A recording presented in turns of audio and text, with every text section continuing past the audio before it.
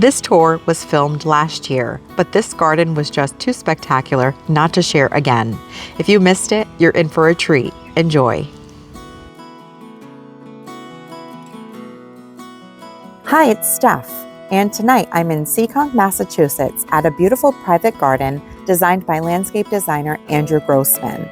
And he is going to walk us through his amazing gardens, and we're going to get a private tour of this space. I've done a preliminary walkthrough and I'm just in amazement of its beauty. So let's go ahead and Andrew will walk us around.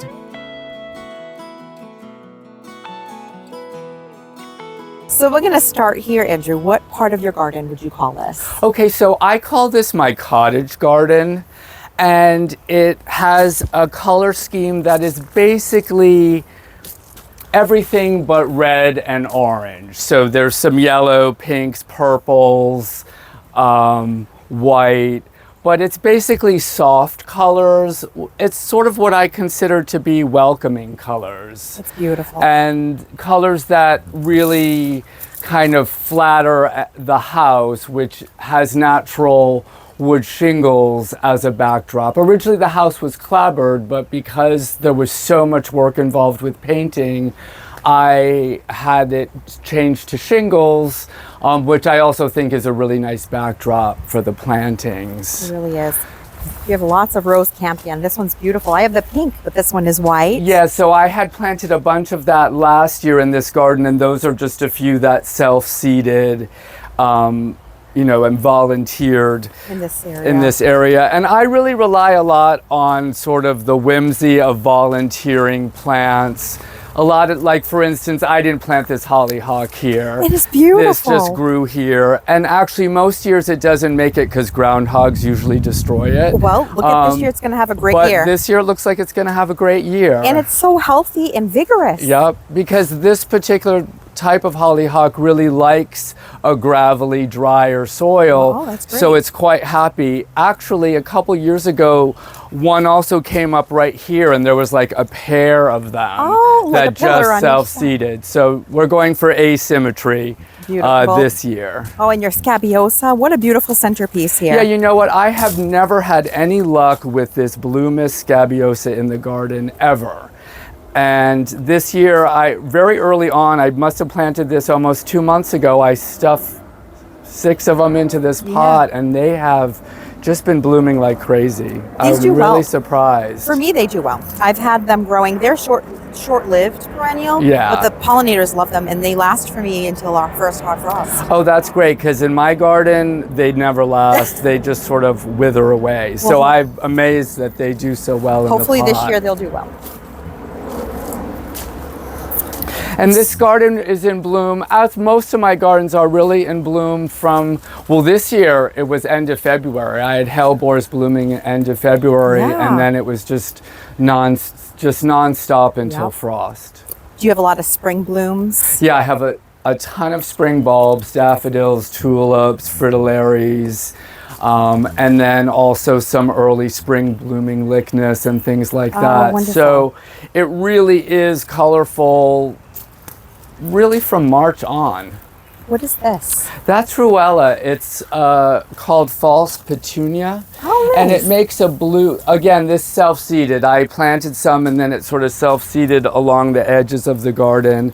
It has a blue flower that doesn't really look like a petunia, but it's pretty hardy if the groundhogs don't get it. Yeah, and it's got a fuzzy kind of texture. It's cool. Yeah, with this honeysuckle. Your honeysuckle smells nice. Yeah. So that makes up for the roses. Yeah, a little bit. It's so pretty. The sun is shining right through there. So pretty. So this is the Eden climber and honeysuckle. That makes a great combination. Yeah. I like when people do this, when they even combine like clematis. Well, that's over there. I have a blue clematis with that rose. With the rose. Oh yeah, you do on that trellis there.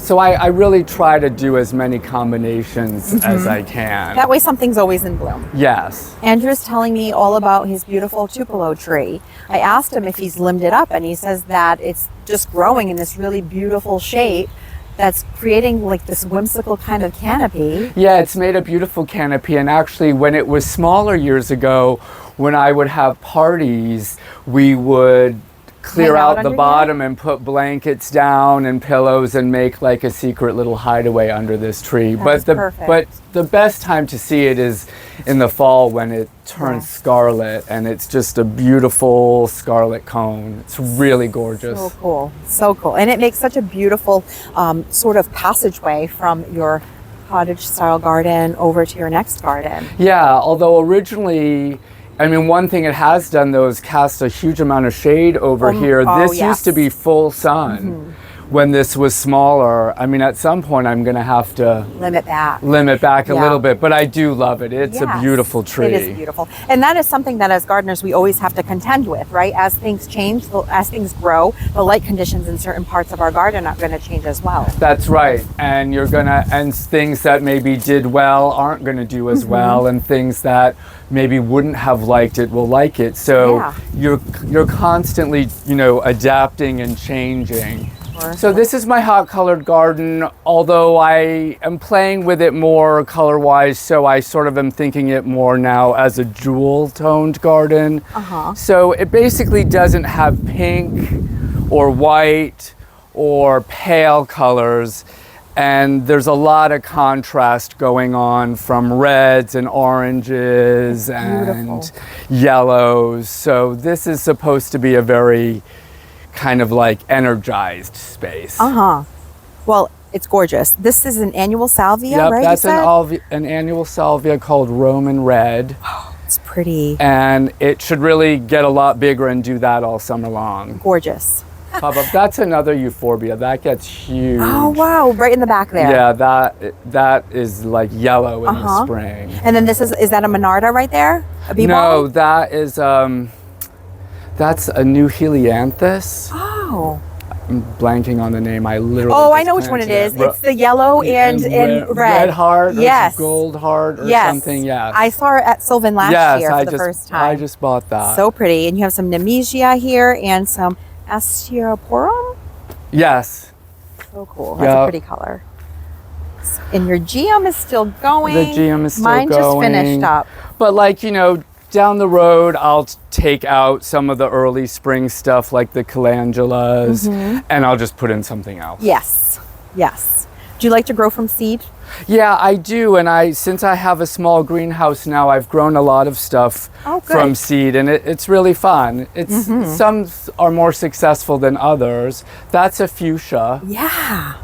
So pretty. I love the dark foliage. Anything that has a bright bloom with dark foliage, I love. Yeah, I like that too. And I like the contrast of all the foliage, like the rusty coleus that's going to get quite big, and the colocasia that's going to get quite big. Yes. I'm growing that coleus for the first time this year. The Color Blaze, Sedona Sunset or something. There's so many of them now. Yeah. They're breeding coleus now to be able to withstand sun and shade, which is amazing. That's right. So you can really plant them almost anywhere you want. Now this is a sight. So this is my checkerboard patio, and it's planted with thyme, it's called lemon thyme. It has sort of a chartreusey color. It smells really wonderfully. Yes, it does. It is a lot of maintenance though, because pretty soon I'm going to have to hand trim all of these squares. There's really no fast way to do it. But it's worth it because I love the effect, and I also really like how it joins two doors and a staircase that are not really lined up together. So that's one of the reasons I put this here. At the time I didn't have that addition, but I had this door and this staircase which aren't lined up, and I used the checkerboard to sort of blur that. Yeah. That's great. That's a great use of the space. And it also creates sort of like a courtyard feel. Yes. Which is really nice. And now we're going to step down here into my blue and white garden. Oh, how fun. Now this is the blue and white garden, which is kind of blue, white, violets. I try to keep purple. And it's having a little bit of a quiet period right now. It was very showy in the spring when the dogwoods and the azaleas were blooming in a couple more weeks, the white roses will come out and all the astilbe. So it's having, this is a little, it's a little green right now. But look at all of this meadow rue that you have here. This is incredible. Yeah, so all that just self-seeds. And at a certain point, I'll decide I have too much of it and I'll rip it out. I'll just rip it out. That's what happens to all of us. So pretty. And your Annabelles? Yeah, well, that's actually the improved one. That's incredible. Yeah, incredible. That's good because they have a bit more sturdy stem. And a little bit more sun tolerance. True. And your phlox. This looks like the fashionably early crystal. Yes, it is. Oh, good. I have that one as well. It is. Your kitty.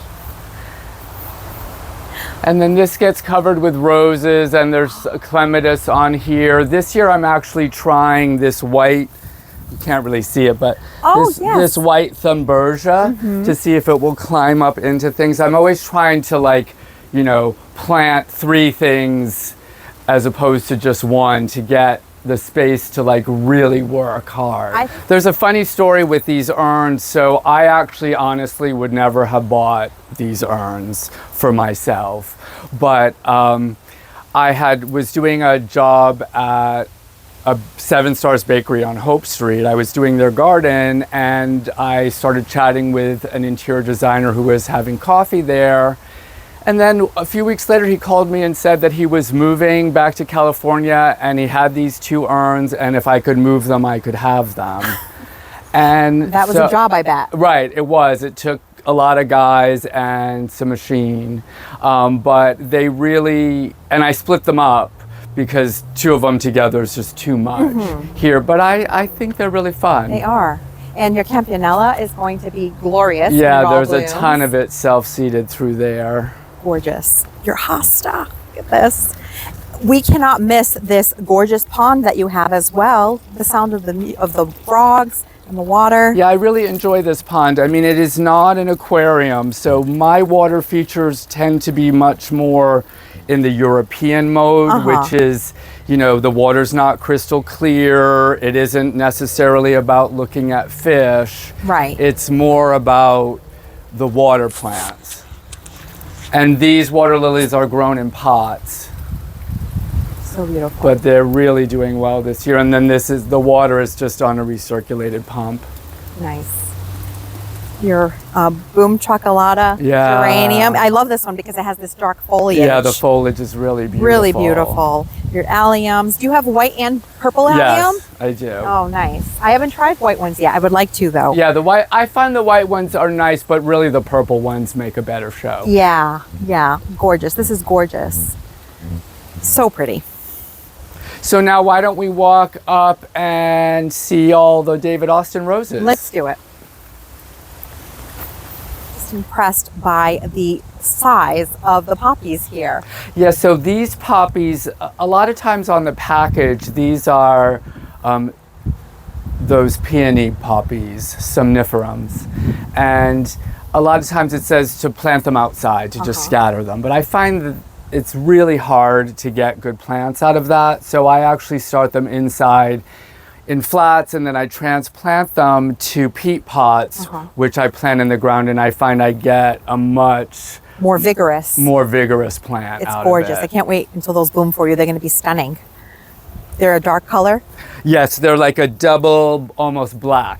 So these are your David Austin roses? So these are all David Austin roses. David Austin is an English rosarian, famous for hybridizing this very old style look of roses as opposed to the tea rose. These are what's called quartered or cabbage roses that open up. And I have to honestly say that they've never looked this good. And this bed has, in the spring, it has dwarf narcissus, then it has irises and poppies and the tea rose and the David Austin roses. And growing in these are dinner plate dahlias, which is really a great way to support them. Yeah, and for sure. literally by September, they'll be taller than this. That'll be beautiful.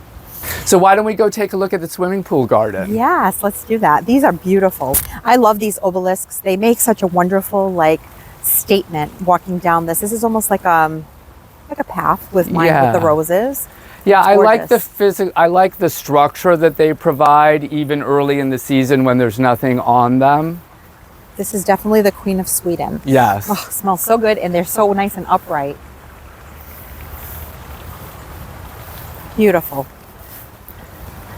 Your honeysuckle. These Eden roses on this arbor look stunning. And I was talking to Andrew about how I have a hard time with roses in general, but more so with climbing roses because it's really difficult to tie them up so that they can grow nicely. But he has a little trick that he shared with us, and it's that he uses electrical wire to sort of trellis these roses up the arbor because it's twisty and bendy. You can reuse it, and it's been working really well. And it also camouflages really nicely with the canes of the roses. You wouldn't even know that they were there. Yeah, I was looking for something to tie up roses, and I just sort of stumbled upon this idea, and it really has made actually tying up almost anything so much easier because you don't have to tie a knot. Right. And when you're trying to tie something together and you have to tie a knot and there's thorns and everything else, this is so easy. You just do a quick twist and you're done. Beautiful. That's wonderful. So let's go look at the swimming pool garden. Yes. Okay, so this is our swimming pool garden, and this is actually the lowest maintenance garden on the property. It is actually very low maintenance. It's mostly flowering shrubs and shrub roses. Once I do all the trimming in the spring, it really just requires deadheading and mowing the lawn. I don't plant a lot of things in it. I do plant some things around the pool and I do the pots, but my goal is that it's one and done. It is beautiful. So I don't really play with it a lot. It's also easier because this is also a garden that's really just for June, July, August, and September. So it doesn't have spring bulbs. I don't really care that there's no color in the spring because we're not using it. Yeah. Your roses are fabulous. Yeah, they really are gorgeous this year. And gorgeous. A lot of that just has to do with the winter, I think. Yes, we had a mild winter this year. We had a really mild winter really because did. everything looks really good. Your eye for design is spectacular. In this area, the way that you've repeated your plants with the grasses and with, is this boxwood or holly? Boxwood. And your grass here, or is this a carex? This is a carex. Yeah. This is ice dance. Potentilla? Yep, Potentilla, spirea. Gorgeous. I will say that this is a garden that is very easy to recreate. And if I had any advice for any home gardener, it would be plant in big groups. Keep your overall plant selection to a minimum, which means not a lot of variety, but big groups of whatever variety you choose. And that's really the key to a beautiful garden. It makes it more cohesive. It makes it cohesive. When any one group is blooming, it's very showy. And you don't really, I mean, it's great having a lot of variety and it's really fun, but if you want to lower your maintenance, this is how you do it. Right. And you have some, are these like iceberg roses? No, those are drifts. Drift those roses. are white. And so it's all low maintenance. It's drift roses, Nepeta, Gaura, and Nepeta, yep. Yep. And actually this Nepeta, this is Walker's Low. Oh yeah. But I actually cut it really hard about a month ago because otherwise it blooms Leggy. too early for this garden. So I cut it down when it's about this big, and then it comes back in nice and full, and it blooms at the time that I want it to Perfect. bloom. So you did the famous Chelsea chop. Yes, I'm a big fan of the Chelsea chop. I like it too. Oh, your ferns. Are these the Kimberly ferns? Yep. They're more upright. Yep, they're more upright. This is gardenia, Oh, Kimberly amazing. ferns, and more of the dipladenias, which, you know, super easy. Oh yeah, I'm a huge fan. Huge fan of the dipladenias and the mandevilla. They're low maintenance, drought resistant. Yep. They just really need the sun, but other than that, they're super easy. So these roses, Andrew, the Queen Elizabeth? Yes. This is actually a tea rose, surprisingly, because tea roses tend to be more fussy, but a rosarian recommended this to me, and I planted it last year, and this year it's just phenomenal. It really is. And underplanted with this geranium, is this the Roseanne? Yeah, that's the Roseanne geranium, Gorgeous. which kind of just hides the bottom and climbs up a little bit through them. It's so beautiful. Because honestly, once this flush of bloom is gone, these roses aren't going to be that showy. They will bloom again once I cut them back, but you know, this is the really first flush. The June flush is the most This is really the impressive. peak. Yeah. But we are using the pool now, so it's nice to have them here. Oh, beautiful. And you have some ferns here, which look so pretty. Nice. This is a really great border plant, the fern. Yeah, I just added that in actually because I felt like I wanted a little bit more edge on this bed. And then these are hydrangea trees. Those are Rose of Sharon trees. So there's a ton of stuff. Against the back fence is limelight hydrangeas and white Rose of Sharon. Love the limelights. You know, this garden really kicks in from now until end of September. This is gorgeous. And your Gara, Yeah. I haven't had it come back for me reliably. Oh, this didn't come back. I replaced it. You replaced it. The only places I know that can grow that reliably is if you have really sandy soil. Well draining. Well draining. It can't take any moisture sitting on it in the winter. No. Oh my gosh. I just have one more place I want to show you, the Sure. Lattice House. Oh, the Lattice House. I can see it from here. Gorgeous. Okay, so the Lattice House was built after we finished the swimming pool. There had been a wrought iron gazebo there, but I decided I wanted something a little bit more structural. And the thing that I really love about the Lattice House is the sort of surprise view you get when you open the door. It is gorgeous. What a surprise. Look at this.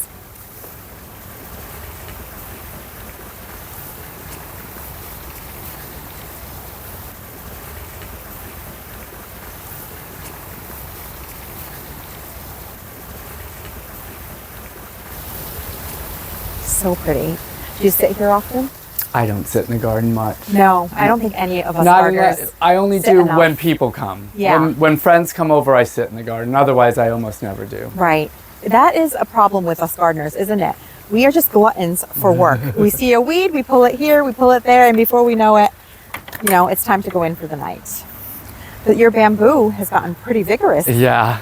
Yeah, this bamboo is crazy. It is a clumping variety, so it's not running, but it's very happy, and it's certainly gotten bigger than I thought it would. But I love it. So I think it's pretty. I think it softens the side of the Lattice House, which is this structure is extremely tall for an outside structure, and I did that on purpose because of all of the stuff that's growing around it. I really wanted it to be a focal point. It really is. And it's gorgeous. And I like how it's this part of your property seems to be a bit higher. It is. So it's the highest part of the property. Yeah. So it really just makes a statement in this side. And the view from the front, which we'll look at, gorgeous. So this is a man-made pond. So I made this pond. Again, this was sort of a little challenge to myself to see if I could make a pond that looked natural. And I think I've been pretty successful. I would say. In the spring, there's wisterias that bloom on either side. The water lilies bloom, and then there's just a variety of plants that like wet soil that bloom in it, you know, kind of throughout the season. Your yellow iris really pop here. Yeah, that's just the yellow flag iris, and it really likes it wet. And that's Ligularia that self-seeds. So does this bloom yellow? Yes, this blooms yellow in the fall, and this is one of those big hibiscus. Usually the yellow Ligularia is blooming at the same time as this is a big white with sort of a pink center. So nice. Perennial hibiscus. I'm a fan of the perennial hibiscus. Yeah, I love them too, and they've done so much breeding with them lately. Oh yeah. I mean, the range in color and size and form is really unbeatable. And they're great with wet soils. Yes, they like it wet. Yeah. Do you have any, are there any design trends that you're seeing that are changing or that have evolved over the years? Well, I mean, I think color scheming has really changed a lot. I can remember, in the 90s, it was all about pastel colors. yeah. It was all about pinks and whites and silvers and pale blues. And now people are really embracing brighter colors, hot colors. So many of the annuals that had fallen out of favor for a long time, marigolds, zinnias, cannas, dahlias, are now really back in fashion, and people are just growing them like crazy. So Andrew, how long have you been a landscape designer? Well, I started my landscape design business officially in 1993, but I have always done gardening work.